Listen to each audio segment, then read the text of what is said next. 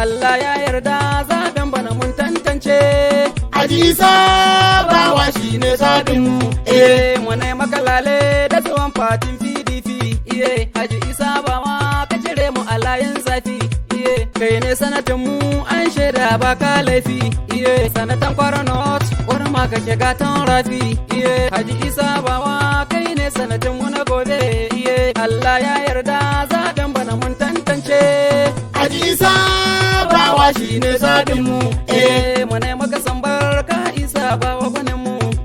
Tafiya da gwani mai daɗi mun samu gwanin mu. Yan kaya musu na san barka da zuwan ka gwanin mu. Suna makalale kai ne sanata zaɓin mu. Idan da rabo Isa Bawa ka zangonin mu. Dan ka cancanta na san ka kana kishin mu. Allah ya yarda zaben bana mun tantance. Haji Isa Bawa shine zaɓin mu. Shin wa kuka zaɓa? Sai Isa Bawa. Yan kaya ma wa kuka zaɓa? Sai Isa Bawa. Yan fatike wa kuka zaɓa? Sai Isa Bawa. Yan edu wa kuka zaɓa? Sai Isa Bawa. Yan moro wa kuka zaɓa? Sai Isa Bawa. Yan bartin wa kuka zaɓa? Sai Isa Bawa. Kama de non gabe Isa Bawa. fete gabe Isa Bawa. fete ga o Isa Bawa. Mayisi ga o Isa Bawa. Boke ga o Isa Bawa. Noge ga o Isa Bawa. Atuwa tete bane Atuwa okakwa akagbe a kitamu para senator Igberuba Isa Bawa be fun akewe wete keke me kegede nlo boke waye si ambe kewere Alhaji Isa Bawa ambe fun akewe amendo ne fete gabe Isa Bawa. ne fete ga o Isa Bawa. Mayisi ga o Isa Bawa. Boke ga o Isa Bawa. Noge ga o Isa Bawa. Atuwa tete bane Isa Bawa. Isa Bawa yalisana toyo. Isa Bawa yalisene toyo. PDP mo, Isa Bawa yale o. PDP mo, Isa Bawa yale o. Isa bemi, Honorable Febe, Isa dana. Senator Ifebe, Yala kuriya ya landunwa.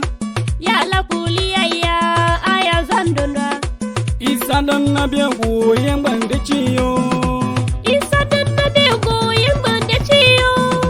Isa bemi, sana to yayo.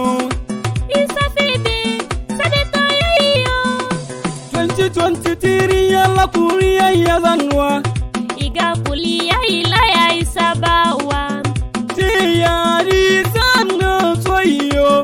Sai Isa Bawa. Atigilo kango metiji alio. Sai Isa Bawa. Local government jiji yale o. Sai Isa Bawa. Amoro kango metiji alio. Sai Isa Bawa. Aruti local government jiji yale o.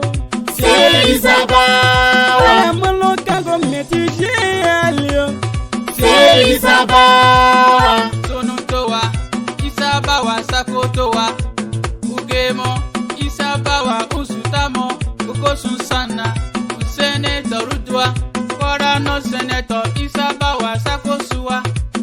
Sonu towa. Isa Bawa sakotowa. Ungemo. Isa Bawa usutamo. Ukosu sana. Senator Rudwa. Kwara North Senator Isa Bawa sakosuwa.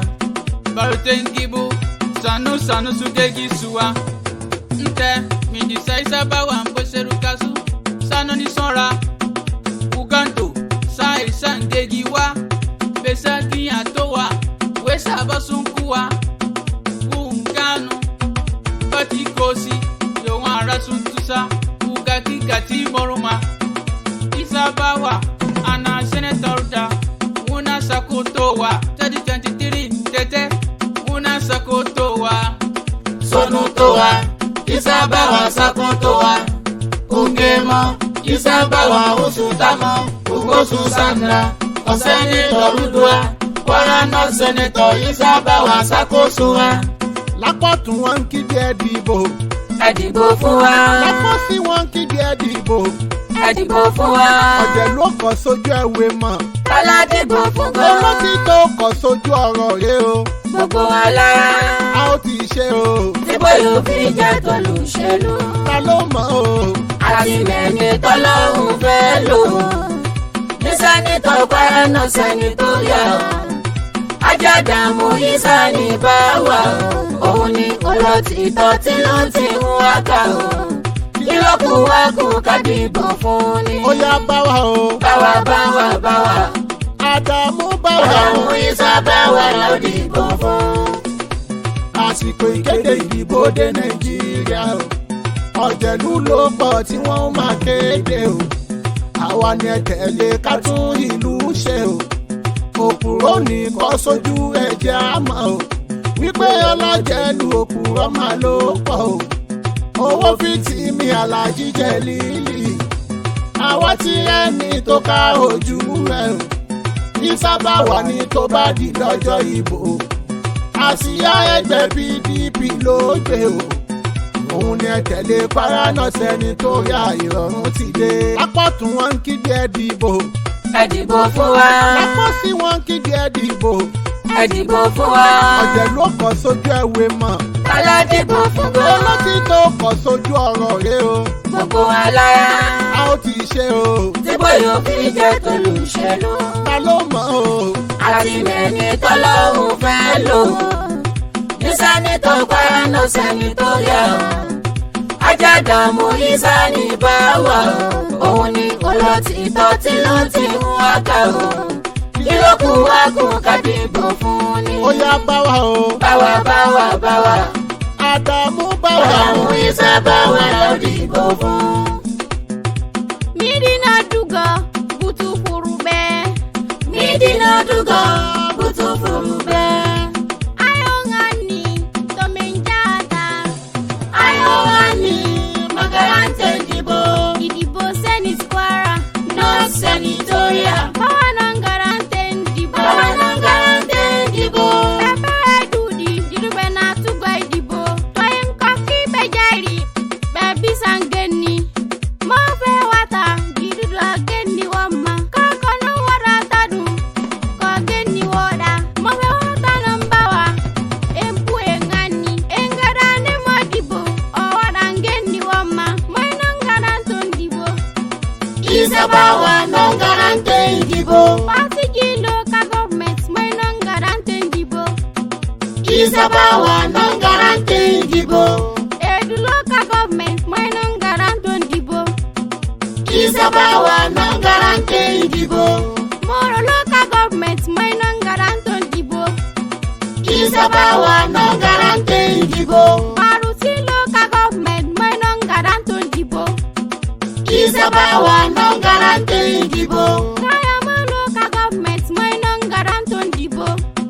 Isa báwa nangarante dibo. Midina duga butu furube. Midina duga butu furube. Ayongani tomenjata. Ayongani magarante dibo. Idibo Senate Kwara. North Senatorial. Bawa nangarante ndibo. Bawa nangarante dibo. Corruption must end. Corruption must end. Stubbornness must end. Stubbornness must end. We call for a peace. Peace must reign. All together we say. We will stand by you. We will vote for you. Isa báwa, you are the right for us to choose. As a senator, Kwara no Senatorial. Kwara no Senatorial. We have come with a voice to elect a leader that have better things for us. Isa báwa is the best among all the rest. Shopping and smiling is enough as we make right decision. Corruption must end. Corruption must end. Stubbornness must end. Stubbornness must end. We call for a peace. Peace must reign. All together we say. We will stand by you. We will vote for you. Isa báwa, you are the right for us to choose. As a senator, Kwara no Senator.